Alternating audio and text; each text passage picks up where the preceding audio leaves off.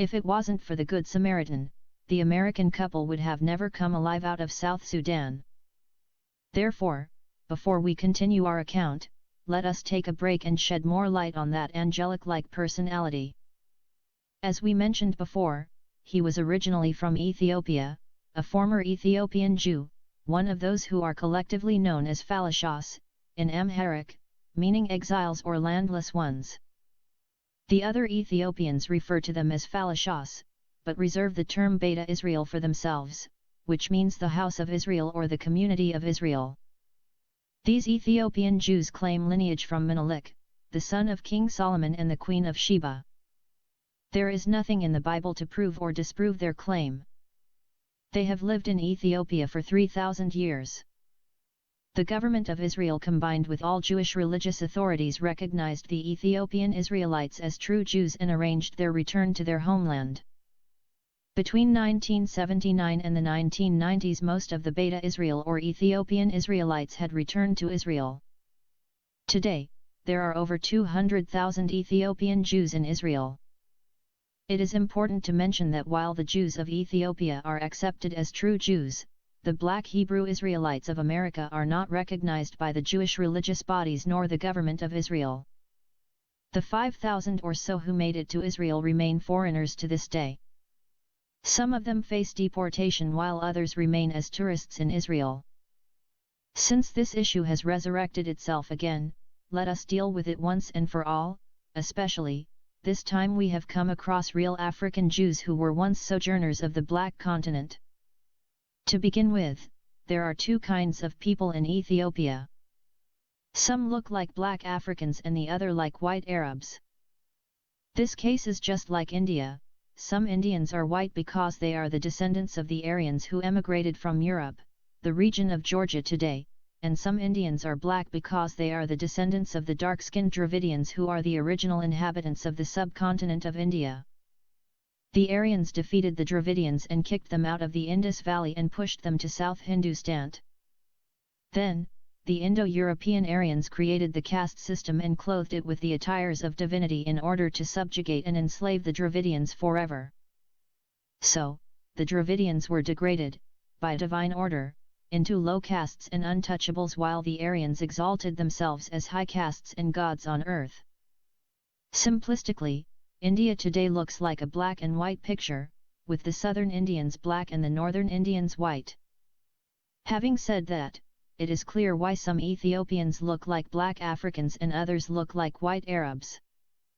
There is a common belief that the biggest Yemenite tribe, the Habasht, immigrated to Ethiopia and settled over there, giving the country its old Arabic name of Al-Habasha. Therefore, as there are Indo-Europeans in India, likewise we have Ethiopian Arabs in Ethiopia. Nonetheless, let us assume that all Ethiopians are Africans and accordingly discuss that question of who the true Hebrew Israelites really are. As we have mentioned earlier, there are many black groups in the Americas claiming to be the true Hebrew Israelites, displacing the Jews of Israel as fakes and imposters. All the black Hebrew Israeli groups use a myriad of arguments to buttress their claims or to discredit the Jews of Israel. Not all of the groups accept one set of arguments or evidences. However, the common denominator among all three groups is the belief in three claims. The first is a book written by a Jewish author and published in 1976, the second being the standard DNA test, and the third is the scripture itself. I will try to discuss each one of these hypotheses briefly. Let us begin with the first argument.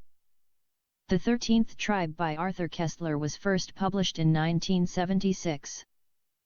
Koestler claimed that the Ashkenazi Jews of Europe who immigrated to Palestine and founded the present-day Israel state were the descendants of Turkish tribes known as Khazars who converted to Judaism in 740 AD.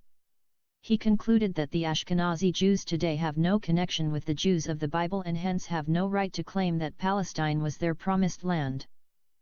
Koestler's theory has no any evidence and hence rejected by all scholars in the field. For example, the historian Bernard Lewis, who has strong Arab sympathy, stated that this theory is supported by no evidence whatsoever. It has long since been abandoned by all serious scholars in the field, including those residing in Arab countries, where the Hazar theory is little used except in occasional political polemics. After the destruction of the Jewish temple in 70 AD, the Roman took 97,000 Jewish prisoners who became slaves in Europe. When the Jews were freed and allowed to settle in Europe, they formed two Jewish communities in Germany and Spain. The former was known as the Ashkenazi. Ashkenazi Jews means German Jews, and Sephardim, Sephardic Jews means Spanish Jews. The term Ashkenazi formerly meant German Jews and later on applied to generically mean all Eastern European Jews. The so-called evidence of the DNA results is yet another point of contention. According to this school of thought, DNA tests prove that 98% of the Jews of today are non-Semitic.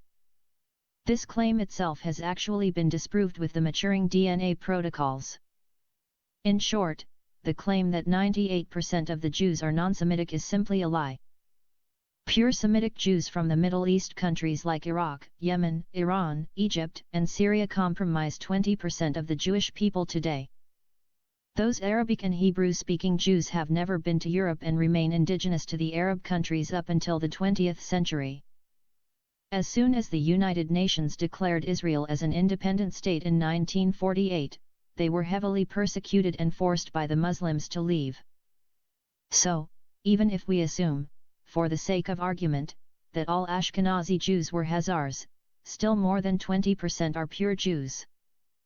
It is important to state that all Islamic authoritative religious texts such as the Quran, Sunnah, Hadiths, and Al-Sirah, biography of Muhammad, mention that there are considerable numbers of Jewish tribes in two of the main three cities of Arabia, Mecca, Medina, and Khaybar. 2/3 of the inhabitants of Medina at the time of reporting were Jews from the tribes of Banu Nadir, Banu Qaynuqa, and Banu Qurayza.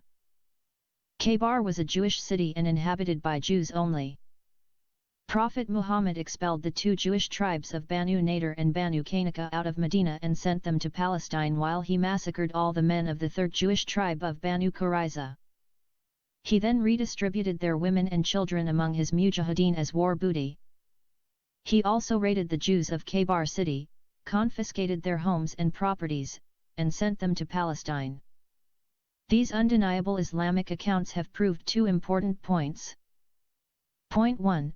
The main Islamic religious texts never mentioned that Palestine belongs to the Arabs, but in the contrary, the action of the Prophet Muhammad reinforces the idea that he believed the right place of the Jews is Palestine. Point 2. Not all Jews who were forbidden by the Roman Emperor, Hadrian, to live in Palestine had left the region of the Middle East and dispersed in Europe and North Africa. In year 135 AD, Hadrian renamed Judea as Syria Palestina and Jerusalem as Aelia Capitolina, and then he expelled entire Jewish communities out of the land. In order to claim Palestine as their historical homeland, the Arab Palestinians have done the same thing the black Hebrew Israelites of the Americas are trying to achieve. They claim that they are the descendants of the original Philistines who used to live in south of Judea and had engaged in constant war with the Israelites. Remember the story of David, an Israelite, and Goliath, a Philistine. The Roman Emperor, Hadrian, changed the name of Judea and gave it the name Palestina after the name of the bitter enemies of the Jews, the Philistines. The Philistines had originally emigrated from the island of Crete and hence they were white Europeans who descended from Noah's son, Japheth. Those very same Philistines are extinct today. The Palestinians today are Arabs who are the descendants of Noah's son, Shem, and hence they are Semitic people. Wherefore, as Semitic people they cannot be the descendants of the ancient Philistines who were Japhetic people. The Arab Palestinians also claim to be the descendants of the 7 Canaanite tribes who lived in the land before the Jews took it from them. The Canaanites were the descendants of Noah's son, Ham. As Hamitic people, the Canaanites could not possibly be the ancestors of the Semitic Arab Palestinians. The ancient Canaanites also were wiped out and count today among the extinct tribes. The Arab Palestinians are named Palestinians by Europeans. Due to the growing anti-Semitism in Europe, in the 19th century, some European writers began to refer to the Arabs of that region as Palestinians. Prior to the 19th century, the Arabs of Palestine never called themselves Palestinians.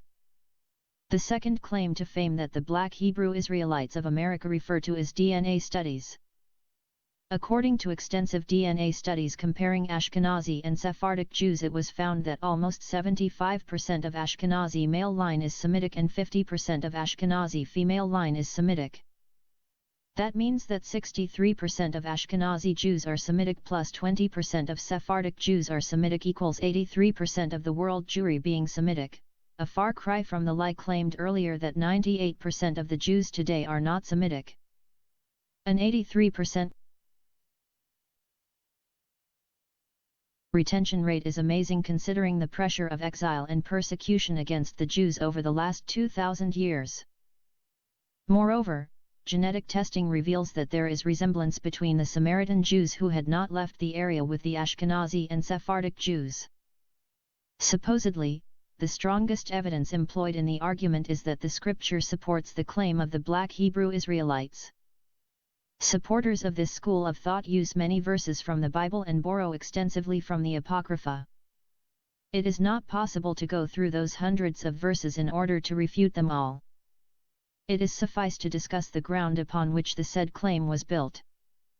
According to this claim, the suffering endured by the Negroes during the time of the transatlantic slave trade and during their years in bondage, as slaves, in the Americas could be pointed out scripturally as punishment for their disobedience of the law of Moses.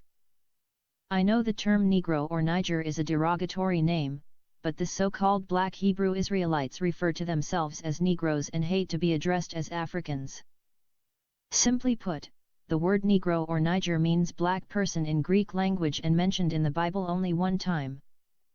Now there were in the church that was at Antioch certain prophets and teachers, as Barnabas, and Simeon that was called Niger, and Lucius of Cyrene, and Manaen, which had been brought up with Herod the Tetrarch, and Saul, Acts 13:1.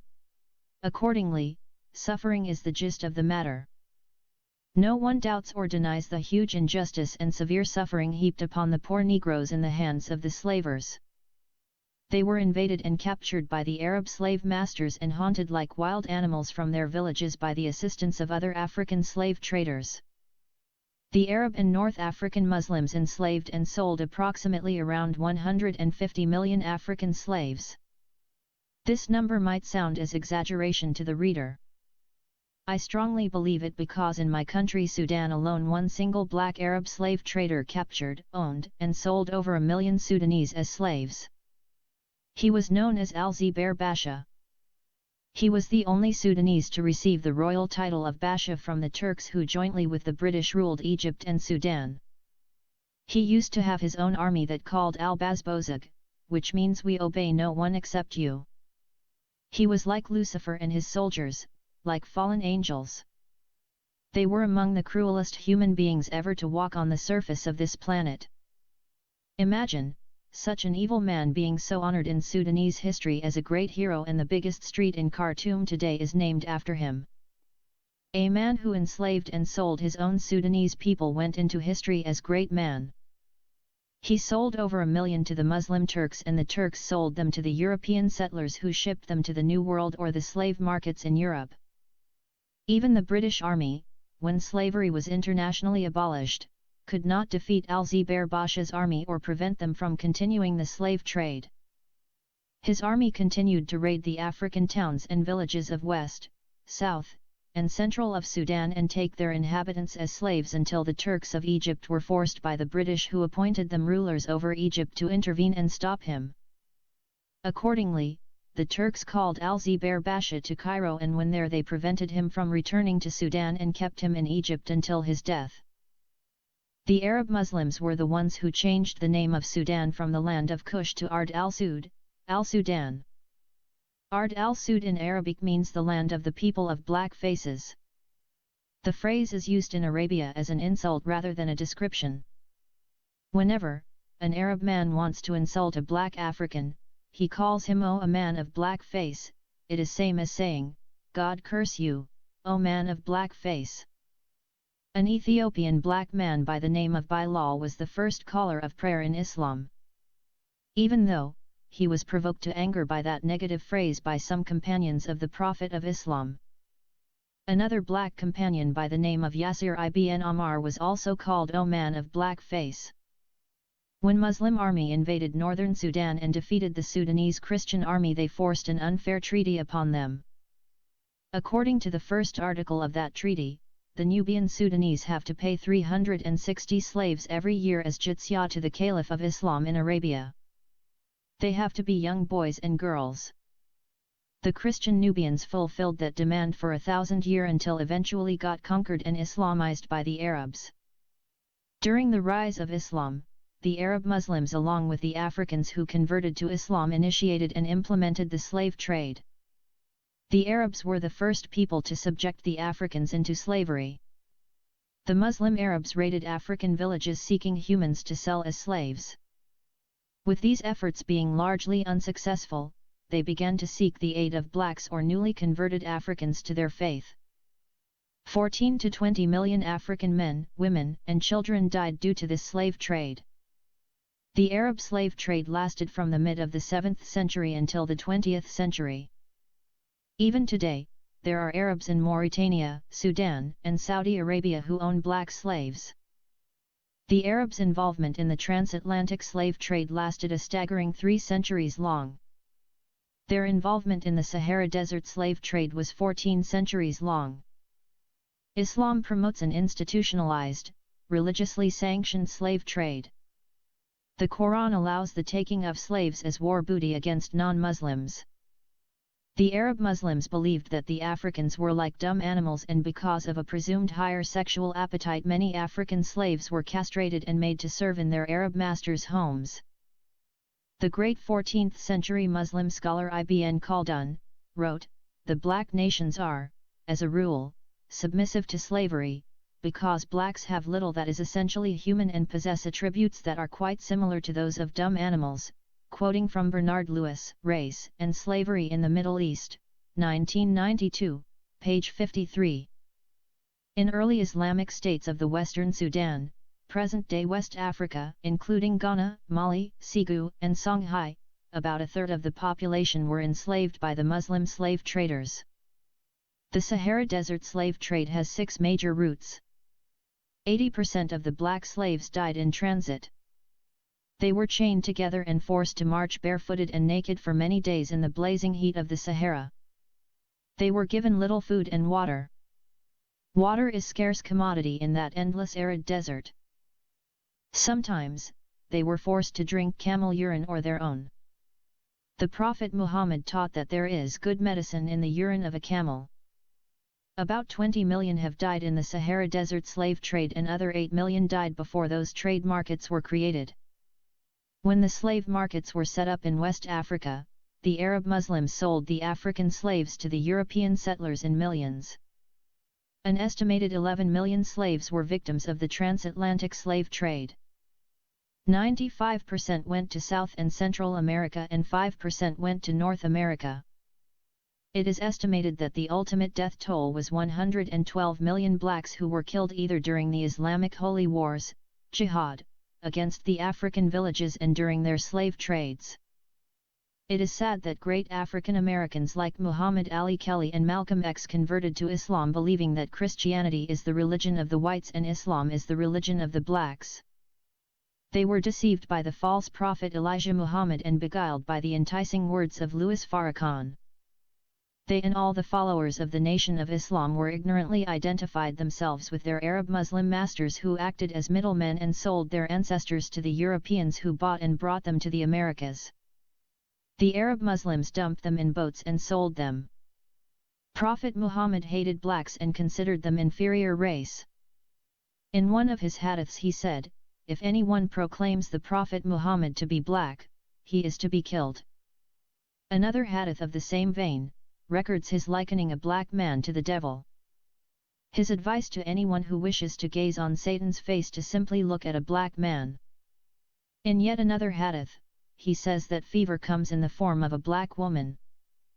After over 1 million Mexicans were enslaved and killed, the Spanish conquistadors and colonists, under the advice of the Dominican friar Bartolomé de las Casas, replaced the natives with African slaves.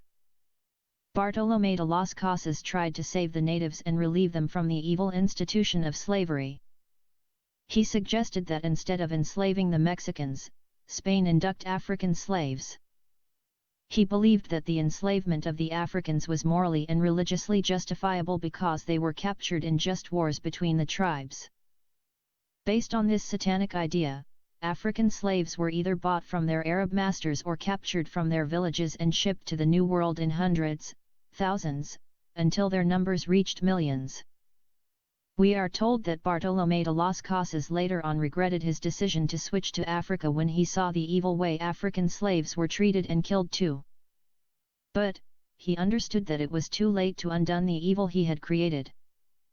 The settlers discovered that the natives were weak and lazy while the Africans were strong and worked harder. The poor Africans were stuffed like sardines in the slave ships, chained together like wild beasts. During their transfer, they were denied their basic needs, deprived of sustenance, beaten, tortured, raped, and killed. They were chained together and not freed from their fetters for 14 days. They ate and went to washroom in the same place. They were not allowed to wash their clothes or bodies. When their cages began to smell, their captors poured water on them as if they were dangerous beasts. Many succumbed to diseases brought on by their enforced captivity at sea. The dead were not accorded proper rites. Their dead bodies were hurled off-board into the raging waves of the Atlantic Ocean. Sharks followed slave ships, for every now and then a fresh meat would appear. Those who made it to the New World had to endure separation from their dear ones. Parents were separated from their children, wives from their husbands, and tribesmen from their kin. When they were there, their real abuse and misery would begin. They were treated like animals and sold in slave markets. They were forced to work around the clock without wages. They became mere property to their owners who bought them, entitling the owner to beat, rape, and force them to do whatever he liked. Sometimes, a wife would be raped in front of her husband and her master would ask her to enjoy it, or he would torture her and her husband to death. We are told that in rare cases, a Negro baby was used as an alligator bait. Whether that was a rare occurrence or not, only God knows. Their owners invented various wicked ways of punishing them for disobedience. Sometimes, a disobedient Negro would be forced to eat the excrement of his owner or that of another Negro. Yet, another evil practice was hanging them in the backyards of their owners for mere amusement. There is a picture from the archive which shows that some black slaves were kept in a human zoo for the European tourists to see them. Another picture shows a black woman carrying a monkey instead of a human baby. In 1904, the World's Fair was held in St. Louis, Missouri. A pygmy man from Africa called Ota Benga was put in a cage with a chimpanzee. Ota Benga was a married man who had a wife and 2 kids. He felt so humiliated that he committed suicide after the fair was over. The place where that World's Fair was held is today the Animal Zoo in St. Louis, Missouri. There were other 2,000 primitive peoples displayed in that fair. The purpose of the display was to demonstrate the superiority of the white Americans who had evolved further. Anthropologist W. J. McGee designed the display, The Century for Young People by ABC, Peter Jennings. In order to prove the theory of evolution, many Australian Aborigines were shot and killed and their skulls were boiled in hot water and then shipped internationally to be displayed as proofs of the so-called missing link of that satanic theory. The theory teaches that some races are more favored than other races. Evolution led Hitler to kill 6 million Jews, Joseph Stanley to murder 20 million Russians, Pol Pot killed 1/2 of his population in Cambodia, and Chairman Mao killed 49 million of China. Unfortunately, that theory is taught as fact until today in schools. The Bible said about God, and hath made of one blood all nations of men for to dwell on all the face of the earth, and hath determined the times before appointed, and the bounds of their habitation, Acts 17:26. African American slaves were punished by whipping, shackling, hanging, beating, burning, mutilation, branding, or imprisonment. Whipping, execution and sexual abuse of women, including rape, were common. Slave masters even beat pregnant women. Besides, slaves were being vastly overworked, they suffered branding, shootings, and floggings. Slaves work unlimited number of hours in a day until a law restricted it to 15 hours a day in summer and 14 hours per day in winter. Education of slaves was generally discouraged for fear that knowledge and literacy would cause rebellion. Many female slaves were sold at auction into concubinage or prostitution, which was called the fancy trade. Frederick Law Olmsted visited Mississippi in 1853 and wrote, "A vast mass of the slaves pass their lives, from the moment they are able to go afield in the picking season till they drop worn out in the grave, in incessant labor, in all sorts of weather, at all seasons of the year, without any other change or relaxation than is furnished by sickness, without the smallest hope of any improvement either in their condition, in their food, or in their clothing, which are of the plainest and coarsest kind, and indebted solely to the forbearance or good temper of the overseer for exception from terrible physical suffering." Reef Cathartic 2007, Poverty in America. Slavery was abolished by President Abraham Lincoln on January 1, 1863. The American Civil War ended in June 22, 1865, and following that surrender, the Emancipation Proclamation was enforced throughout remaining regions of the South that had not yet freed the slaves. Ever since, slavery became illegal and punishable by law. Thanks to God, today traditional slavery in all its ugly forms became something of the past. Racial discrimination, which is not lesser evil than slavery, has also become a legal practice and punishable by law, except in many Muslim countries, especially Muslim Malaysia, where it is encouraged and condoned. Nevertheless, out of the 5 types of slavery there are some still persisting to the present day. The 5 types being, 1. Chattel slavery, also called traditional slavery, is so named because people are treated as the chattel, personal property, of an owner and are bought and sold like commodities. This is the type which is abolished the world over. 2. Lower caste in India is a type of slavery which freezes everyone in place for their lifetime. Indian untouchables, also known as Dalits or Harijans, are those of the lower castes and outcasts who still suffer from this kind of slavery. 3. Debt bondage or bonded labor occurs when a person pledges himself or herself against a loan. The services required to repay the debt, and their duration, may be undefined. 4.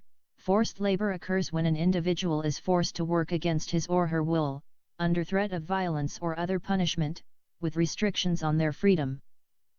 5. Forced marriage can be regarded as a form of slavery if one of the parties, usually the female, is given in marriage against her will or without taking her consent, or being subjected to violence, threats, intimidation, etc., and required to engage in sexual activity and perform domestic duties and other work without any personal control. This type of slavery is legalized by Islam and practiced by Muslims all over the world. Sex with female slaves or war captives without marrying them and against their wishes is permitted by the Quran, Surah 4:3, and is not abolished in Islam until the present time. Muhammad practiced it with a Jewish girl, Rihanna, and with a Christian girl, Maria. He also practiced forced marriage with a child girl, Aisha, whom he married when she was 6 years old before she reached the age of consent, and began to rape her when she was still a child of 9 years old. ISIS and Al-Qaeda's Mujahideen practice this type of slavery because it is halal, permissible, and part and parcel of the Islamic main teachings on women, marriage, and slavery.